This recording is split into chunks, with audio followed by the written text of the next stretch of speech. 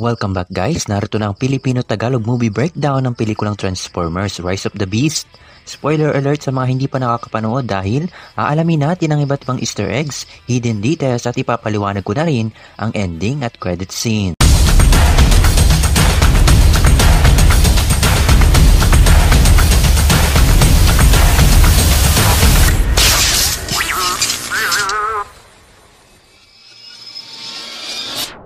Before we begin, you can comment down below to join in my custom shoutout.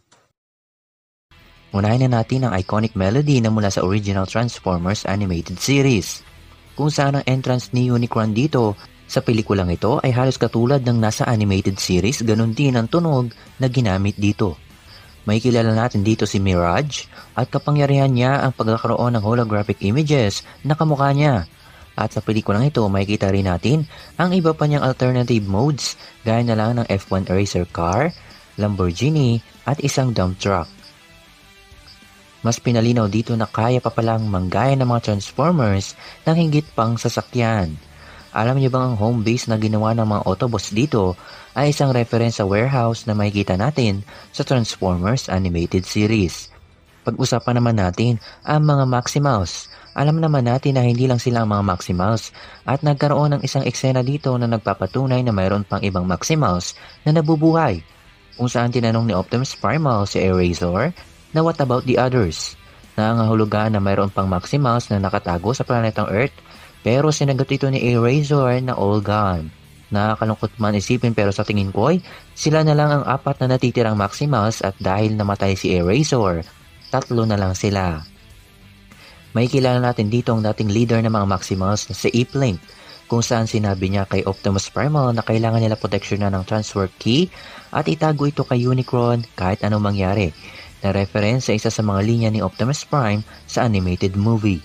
Megatron must be stopped, no matter the cost. Nagkaroon din ng name mention si Charlie Watson na ginaganapan ni Hailey Steinfeld, ang unang kaibigan ni Bumblebee. May kinig din natin ang original iconic music ng Transformers na nadinig din natin sa unang pelikula nila.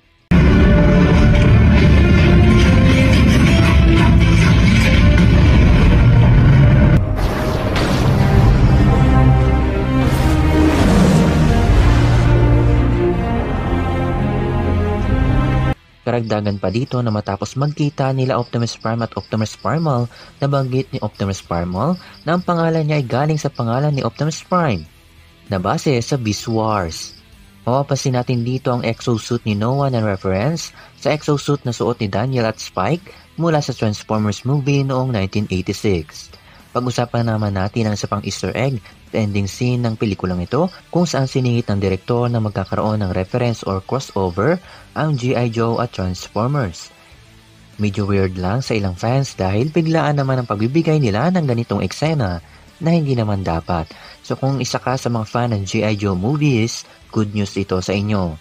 Samantalang mid-credit scene ay kung saan nasa garage si Noah kasama kaibigan niyang si Rick. Inayos nila si Mirage gamit ang ilang parte na nakolekta nila. Bibilin sana ni Rick si Mirage pero bigla siyang nag-transform. Maaaring mababaw lang ang eksenang ito pero maaaring ang pagkakataong ito ay ang panahon na magiging F1 racer na ang itsura ni Mirage. Medyo sira pa si Mirage dito pero si Mirage at ang mga Autobots, ganun din ang mga Maximals, ay maaaring makita pa natin sa mga susunod din ng proyekto. At yan ang ilan sa mga nakita at nahinuha ko sa pelikulang ito. If you enjoyed this, don't forget to leave a like, subscribe ka na. Dito lang yan sa M-Stream. See you, mga ka-streamers. Time to show you the real power!